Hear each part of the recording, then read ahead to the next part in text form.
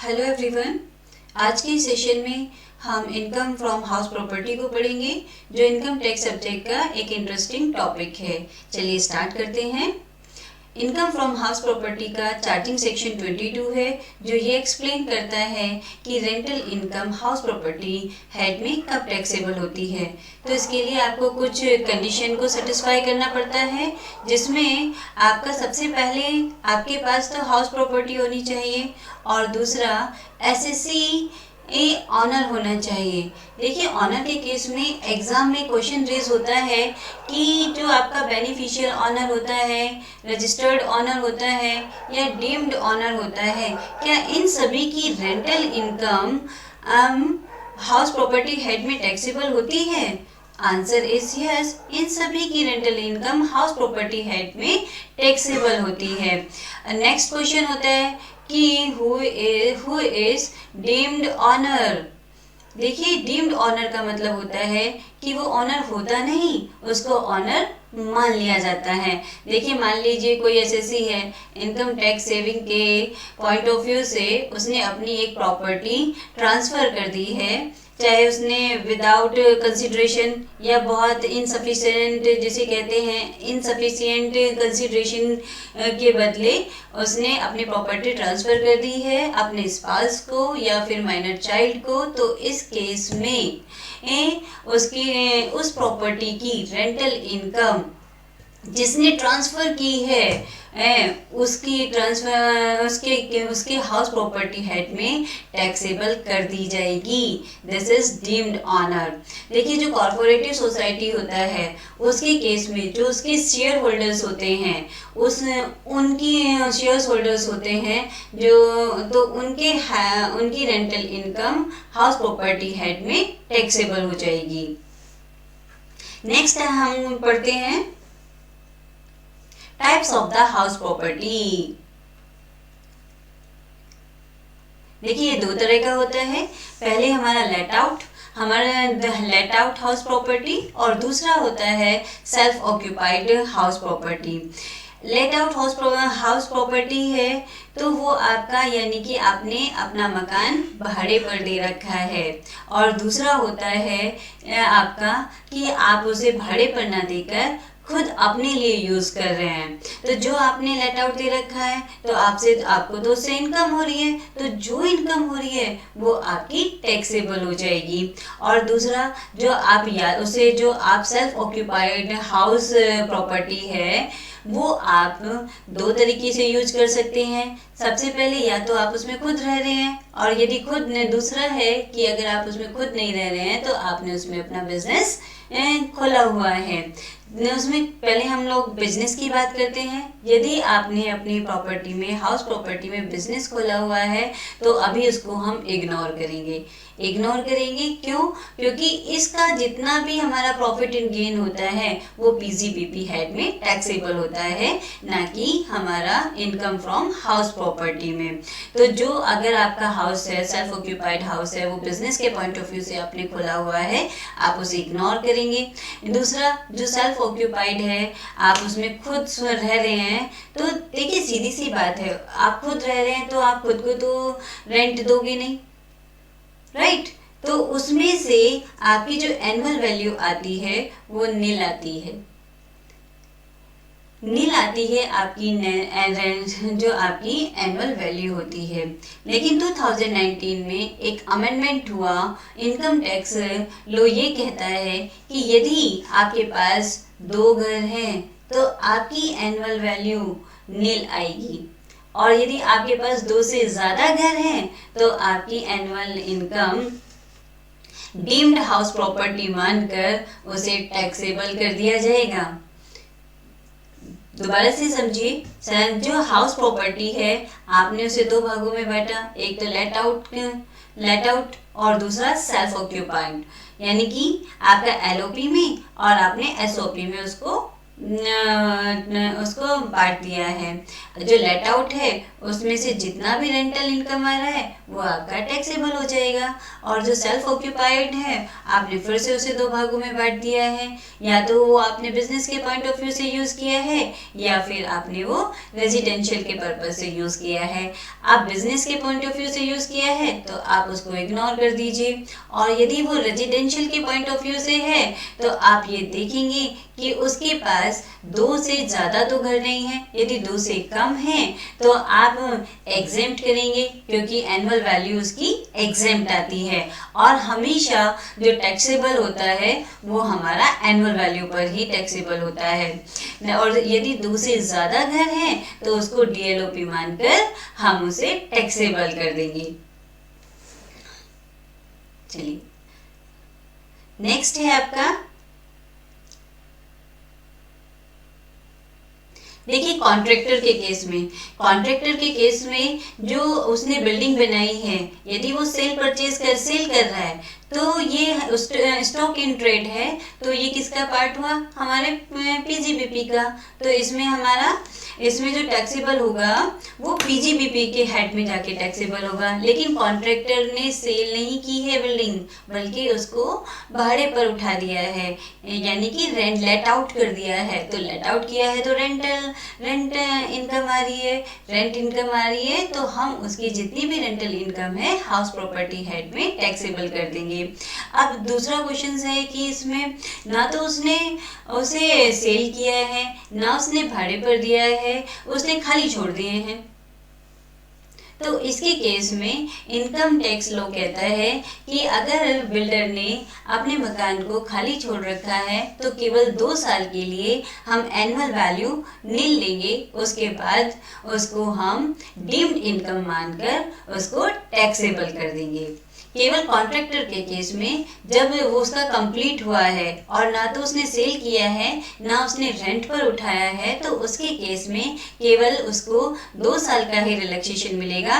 तीसरे साल में उसकी इनकम को डीम्ड इनकम मानकर हम उसे टैक्सेबल कर देंगे।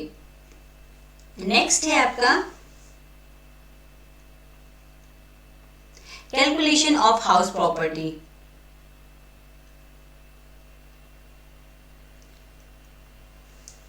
Calculation of the house property, देखिए ये टेबल है, इसी टेबल में हमें अपने न्यूमेरिकल सॉल्व करने पड़ते हैं। यदि आपको ये टेबल समझ में आ गई तो समझ लीजिए आपके 10 मार्क्स पक्के हैं।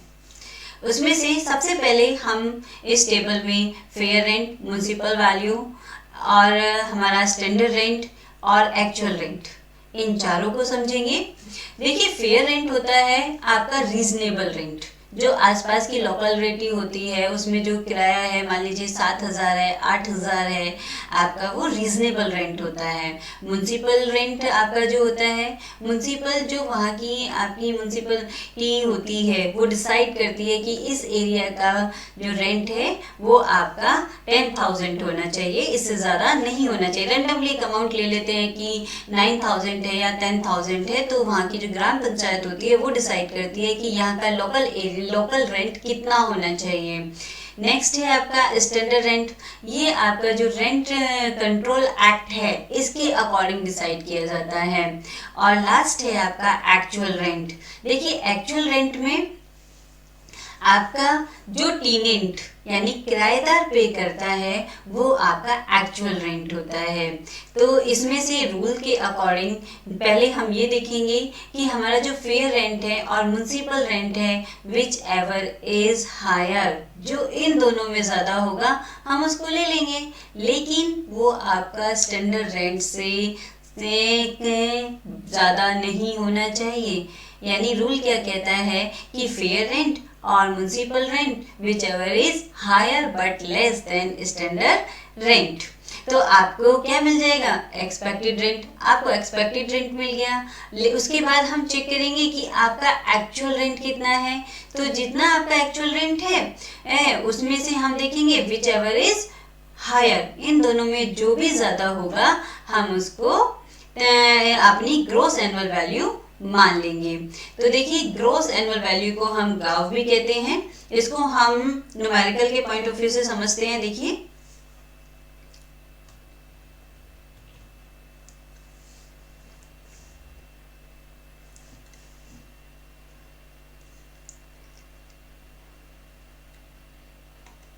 आपके पास, देखिए मान लीजिए फेयर रेंट है आपके पास 25,000 आपके पास है।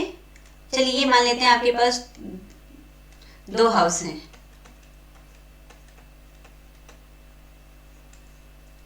एक का 25 है और एक का 30,000। सेकंड है आपका म्युनिसिपल रेंट। म्युनिसिपल रेंट है आपका 22,000, 32। Standard rent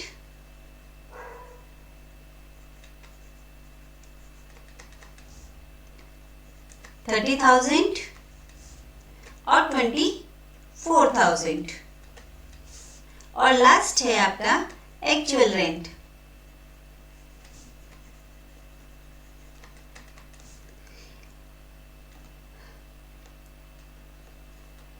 $31,000, $29,000। Calculate the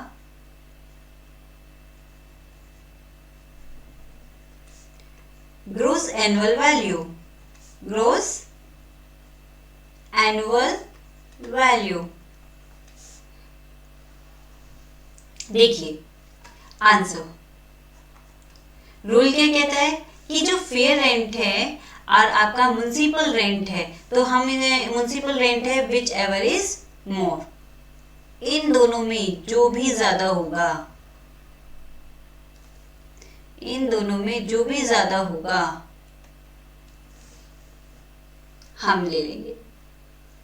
लेकिन लेस देन स्टैंडर्ड रेंट, जो भी इन दोनों में ज्यादा होगा, हमने कौन सा लिया? फर्स्ट हाउस में पहले केस में हमारा जो एक्सपेक्टेड रेंट है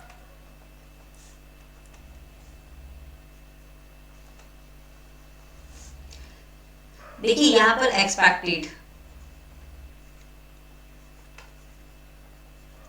एक्सपेक्टेड रेट है हमारे पास 25।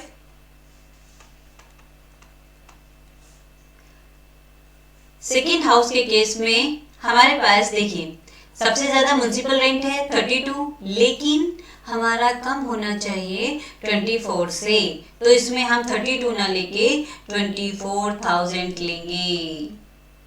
कम हो सकता है, ज्यादा नहीं, कम हो सकता है, ज्यादा नहीं।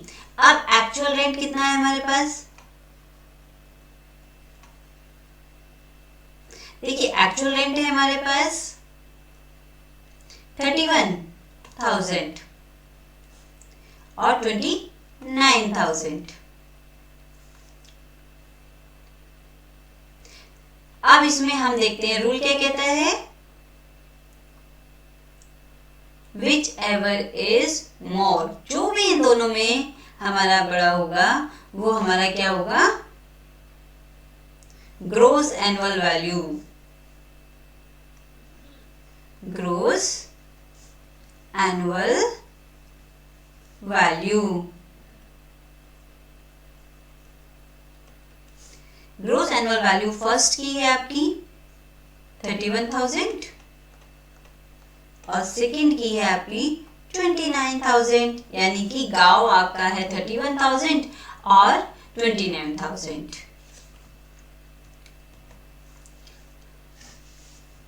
चलिए कॉन्सेप्ट पर वापस आते हैं। गांव के बाद फिर हमारा जो म्युनिसिपल टैक्स है उसको माइनस कर देते हैं। म्युनिसिपल टैक्स के केस में एग्जाम में थोड़ा सा कंफ्यूजन आता है। देखिए म्युनिसिपल टैक्स एग्जाम में आपको टेनेंट का भी दिया हुआ होगा और ऑनर का भी दिया हुआ होगा, तो उसके केस में केवल ऑनर का ही माइनस करते हैं, क्योंकि बिल्डिंग ऑनर की है तो ऑब्वियस है कि टैक्स भी ऑनर ही पे करेगा। तो इसमें हम टेनेंट वाला जो टैक्स होता है उसको छोड़ देते हैं। दूसरा, इसमें जो एक्चुअल में म्युनिसिपल टैक्स पे किया है केवल उसी का ही रिलैक्सेशन लेते हैं, उसी को ही अलाउड करते हैं, ड्यू वाला हम अलाउड नहीं करते। और नेक्स्ट होता है कि आपको एक परसेंटेज गिवन होती है कि 10% है, 20% म्युनिसिपल टैक्स है, केवल इतना ही है, केवल इतना ही दिया होता है आपके क्वेश्चंस में। तो उसका जो हमारा ऊपर म्युनिसिपल वैल्यू होती है वो अंडरस्टूड होता है कि 10% म्युनिसिपल वैल्यू का है या 25% हमारा म्युनिसिपल वैल्यू का होता है, तो वो हम उसे माइनस कर देते हैं। Unrealised rent recover. अब अनरियलाइज्ड रेंट आपका टेनेंट ने है, उसने आपका रेंट नहीं दिया लेकिन बाद में उसको रिकवर हो गया है, तो वो भी आपका अलाउड हो जाता है। ये arrear of the rent receive होता है, कभी रुका हुआ था वो आपको मिल गया है आपका, तो उसको भी आप उसे माइनस कर देते हैं। जब आप इन तीनों को माइनस करते हैं आपको मिलती है net annual value. Net annual value का मतलब नाउ, यानी गांव में से आप म्युनिसिपल टैक्स को माइनस करेंगे, अनरियलाइज्ड रेंट माइनस करेंगे, arrear of the rent received minus करेंगे, तो आपको मिल जाएगा नाउ। नाउ का मतलब होता है नेट एनुअल वैल्यू। उसमें आपका उसके बाद गवर्नमेंट ने इनकम टैक्स आपको कुछ रिलैक्सेशन देता है, इनकम टैक्स आपको डिडक्शन देता है। देखिए डिडक्शन इसमें 24 याद रखेंगे। 24 को अगर आप इसमें से 24 में आपकी दो डिडक्शन है, एक स्टैंडर्ड डिडक्शन है और दूसरी आपकी है इंटरेस्ट ऑन द लोन।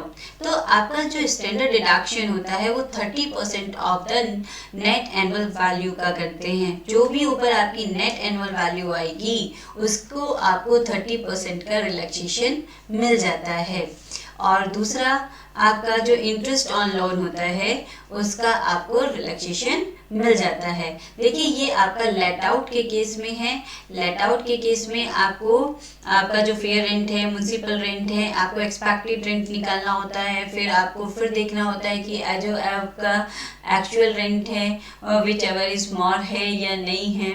देखिए इसके केस में एक चीज़ और आती है, मान लीजिए आपका जो मकान है वो वेकेंट रह गया, यानी 2 या 3 महीने खाली रह गया है, तो उसके केस में आप जो एक्चुअल रेंट होता है उसी को लेते हैं।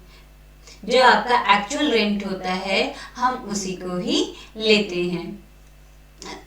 उसके बाद है फिर आपका डीम्ड लेट आउट है। देखिए डीम्ड लेट आउट में जो आपको बताया था ना कि जो आपका सेल्फ ऑक्यूपाइड है, सिर्फ ऑनर के पास 2 घर हैं, तो एनुअल वैल्यू आपकी नील होगी। उसके बाद अगर 2 से ज़्यादा घर होंगे तो डीम्ड लेट आउट मानकर उसको टैक्सेबल कर दिया जाएगा। तो इसमें सिर्फ एक्चुअल रेंट नहीं होता, क्योंकि वो एज्यूम किया जाता है कि फेयर रेंट कितना है, म्युनिसिपल रेंट कितना है, स्टैंडर्ड रेंट कितना है, तो इसी में हम देख लेते हैं which ever is more but less than standard rent. इसमें हम कंपेयर नहीं करते एक्चुअल रेंट से, क्योंकि एक्चुअल उसमें बेसिकली कोई रहता नहीं है ना, तो इसलिए हम एक्चुअल रेंट नहीं लेते हैं। बाकी उसमें हम उसे ट्रीट करते हैं लेट आउट की तरह ही। सेल्फ ऑक्यूपाइड में आपकी ऑलवेज आपकी नेट एनुअल वैल्यू नील आती है। आपको सिर्फ एंड सिर्फ अगर आपकी नेट एनुअल वैल्यू नील आई तो ऑब्वियस है कि आपकी स्टैंडर्ड डिडक्शन भी नील होगी, लेकिन इंटरेस्ट ऑन द लोन का रिलैक्सेशन सेल्फ ऑक्यूपाइड उस मकान में मिलता है। सेल्फ ऑक्यूपाइड में आपको इंटरेस्ट ऑन द लोन का डिडक्शन मिल जाती है। बिजनेस के केस में आपका चाहे वो ग्रॉस एनुअल वैल्यू है या नेट एनुअल वैल्यू है या फिर इनकम फ्रॉम हाउस प्रॉपर्टी है, आपका सब कुछ नील होता है, क्योंकि इसमें हम इसका ट्रीटमेंट नहीं करते। इसका ट्रीटमेंट हम लोग इन पीजीबीपी हेड में करते हैं।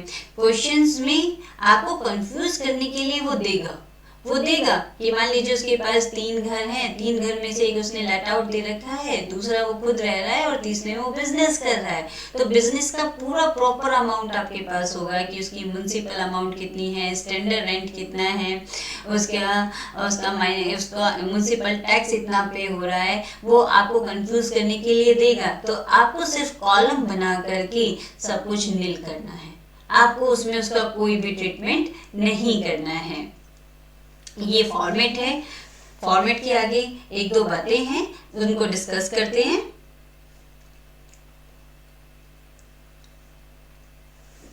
यस, देखिए आपका जो होता है, कभी कभी ऐसा होता है कि जो ऑनर है उसके पास एक घर है, तो उसमें से कुछ एरिया तो वो खुद के लिए यूज कर लेता है और कुछ एरिया वो लेट आउट कर देता है। तो उसमें एरिया जितना भी उसने लेट आउट एरिया के हिसाब से दिया है, मान लीजिए 1/4 में वो खुद रह रहा है और 3/4 उसने लेट आउट कर दिया है, तो हमारे जो म्युनिसिपल रेंट है, एक्चुअल रेंट है, हमारा स्टैंडर्ड रेंट है, तो हम उसमें से 3/4 ही कैलकुलेशन करेंगे, 1/4 की कैलकुलेशन हम उसमें नहीं करेंगे।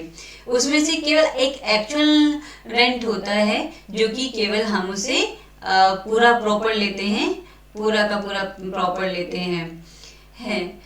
दूसरा चीज होती है कि मान लीजिए टाइम के हिसाब से आप अपने घर में रह रहे हैं, तो आपने कुछ टाइम के लिए, सिर्फ कुछ टाइम के लिए, एरिया नहीं दिया है, कुछ टाइम के लिए आपने मकान को लेट आउट कर दिया है, तो उसके केस में हमारी जो एनुअल वैल्यू होगी वो नील नहीं आएगी और ना ही वो टाइम के अकॉर्डिंग हमारी आपस में डिस्ट्रीब्यूट होगी, जैसे एरिया वाइज होता है। एरिया में जितने भी आपके एक्सपेंसेस होंगे वो एरिया के हिसाब से डिस्ट्रीब्यूट हो जाते हैं और उसके हिसाब से जो भी रेंटल इनकम आती है वो टैक्सेबल हो जाती है। लेकिन टाइम के केस में यदि एक दिन भी लेट आउट कर दिया है, एक दिन भी, तो पूरा का पूरा आपका लेट आउट मान करके टैक्सेबल कर दिया जाएगा।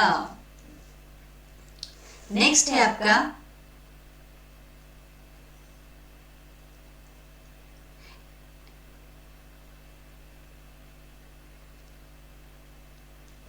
यस,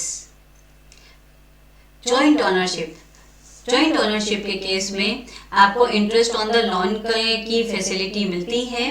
देखिए इसमें लेट आउट है तो पूरी की पूरा आपका एग्जेम्प्ट है, लेकिन सेल्फ ऑक्यूपाइड है तो वही आपका 30,000 और 2 लाख का रेशियो है।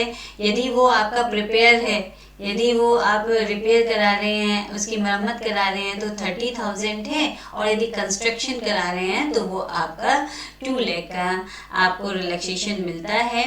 इसमें को ऑनर के केस में जितने भी ऑनर होते हैं, जितने भी ऑनर होते हैं उन सबको ईच 30,000 और 2 लाख का रिलैक्सेशन मिलता है।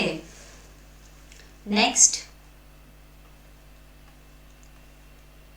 Interest on the loan, it is a very important.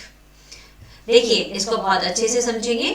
Interest on the loan, देखिए आपका लोन तभी अलाउड होगा जब आपने घर की मरम्मत के लिए या कंस्ट्रक्शन के लिए या फिर रिनोवेशन के लिए लिया है। यदि मान लीजिए आपने अपने घर के पेपर्स गिरवी कर दिए और रख दिए हैं और आपने लोन लिया है 5 लाख का, तो आपको, और लेकिन किस पॉइंट ऑफ व्यू से, शादी के पॉइंट ऑफ व्यू से, ये किसी की बीमारी के पॉइंट ऑफ व्यू से, तो आपको इंटरेस्ट ऑन द लोन का रिलैक्सेशन नहीं मिलेगा। तो आपको रिलैक्सेशन तभी मिलेगा जब आपका पर्पस, लोन लेने का जो पर्पस है वो कंस्ट्रक्शन का, रिपेयर का या रिनोवेशन का होगा। नेक्स्ट, आप लोन किसी से भी लीजिए, मान लीजिए आपने लोन बैंक से लिया है, तो आपका केवल तभी अलाउड नहीं होगा, आपने किसी फैमिली मेंबर से ले रखा है या किसी भी फ्रेंड से ले रखा है, तो किसी से भी लोन ले रखा है लेकिन उसका पर्पस आपका कंस्ट्रक्शन का है, रिपेयर का है, तो आपको इंटरेस्ट का जो आपके इंटरेस्ट के डिडक्शन है वो अलाउड हो जाएगी।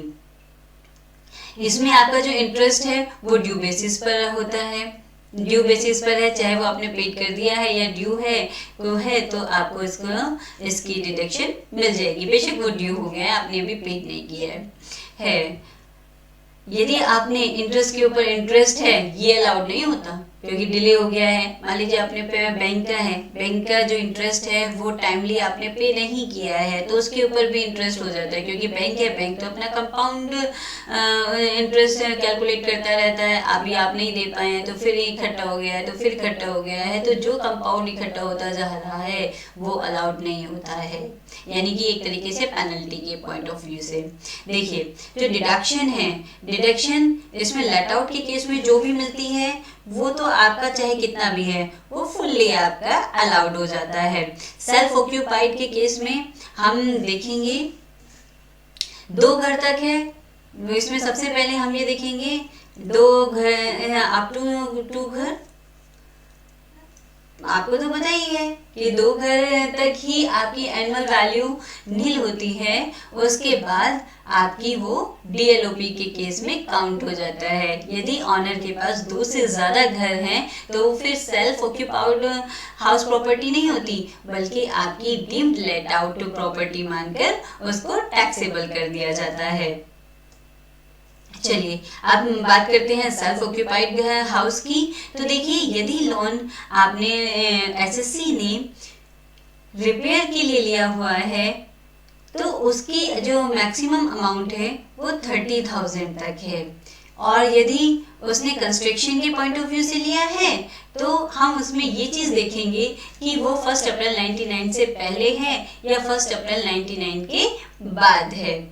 देखिए, पहले है तो केवल 30,000 का रिलैक्सेशन मिलेगा, और यदि बाद है तो आपको 2 लाख तक का रिलैक्सेशन मिल जाता है। अब क्वेश्चन ये रेज होता है कि उसमें 99 से पहले 30,000 केवल, और उसके बाद का रिनोवेशन जो आपका कंस्ट्रक्शन है वो आपका 2 लाख का है।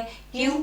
देखिए, इसका आंसर है जब आपका 99 में था, 99 में 30,000 अमाउंट बहुत बड़ी अमाउंट मानी जाती थी और उसमें बहुत अच्छा कंस्ट्रक्शन भी हो जाता था। लेकिन आज के टाइम में 30,000 में रिपेयर भी सही तरीके से नहीं हो पाती है। तो हम एक टाइम पीरियड याद रखेंगे, 1 अप्रैल से 1 अप्रैल 99 से पहला है तो हम चाहे रिपेयर करवा रहे हैं, कंस्ट्रक्शन करवा रहे हैं तो 30,000 का ही रिलैक्सेशन मिलेगा। और यदि हमारा जो 1 अप्रैल 99 से बाद का कंस्ट्रक्शन है तो उसमें 2 लाख रुपए तक का रिलैक्सेशन हमें मिल जाएगा। आगे बढ़ते हैं।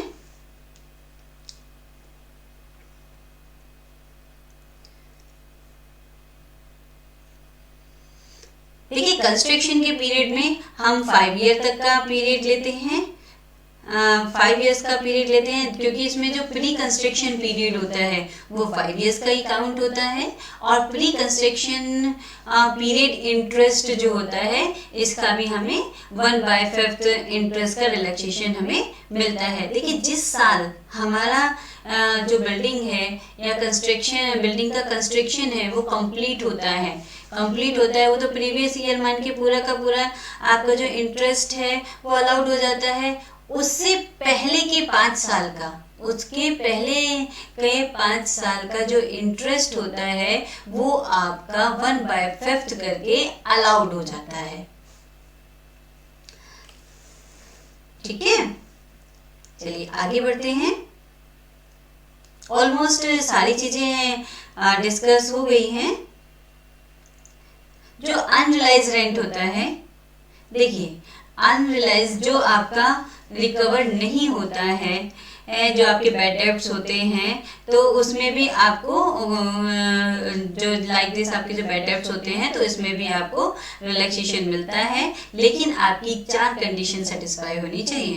पहली क्या है, जो टेनेंसी है वो बोनाफाइड होनी चाहिए।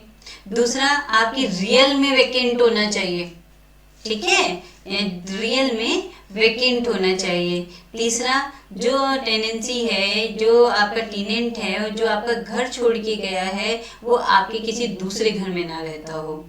और चौथा, आपने उसकी रिकवरी के लिए रीजनेबल स्टेप लिए हैं। यदि ये चारों के चारों पॉइंट आप कंप्लीट करते हैं तो आपको अनरियलाइज्ड रेंट की डिडक्शन मिल जाएगी। आपका जो एरियर ऑफ द रेंट होता है तो इसका भी मिल जाता है, डिस्ट्रीब्यूट हो जाता है। मान लीजिए आपका डिस्प्यूट हो गया है तो वो जो रेंट है आपको वो भी अलाउड हो जाता है।